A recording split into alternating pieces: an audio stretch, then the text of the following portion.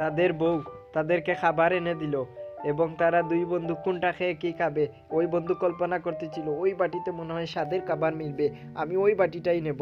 কিন্তু আসলে সেটা নয়। দেখুন, অতি লোভে তাঁতি নষ্ট। ওই বন্ধু তাকে ওই বাটিটা দিল, কিন্তু সে নিল না। মনে করলো সে ওই বাটিতেই ভালো খাদ্য আছে মনে হয়, কিন্তু সে বদল করে নিল এবং ওই বাটিটাই সে নিল। এবং সে নিয়ে দেখতে পেল মুরগির রোস্ট এবং টমেটো দিয়ে মুরগির রোস্ট, খুব স্বাদ খেতে।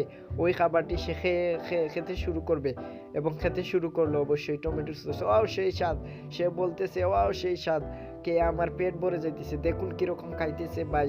আর ওইদিকে ওই বন্ধু বসে আছে, সে ভাবতেছে কি করবে, ওইটা খুলবে কি খুলবে না, ওইটার ভিতরে কি আছে সেটা। আর সে খাইতেছে আর বলতেছে খুব মজা, খুব মজা।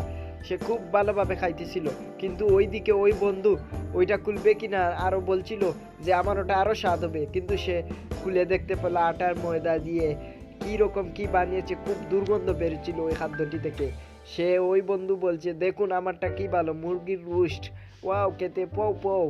আর ওইদিকে সে বলছে আমার এটা আরো স্বাদ হবে, আমার এই সসটা আরো ভালো হবে, কিন্তু ওই সসটা সে নিয়ে খেয়ে দিয়ে মুখে খুব দুর্গন্ধ, খেতে গিলতে পারছে না, খুব বাজে বাজে একটা অবস্থা, বমি করতে শুরু করলো সে।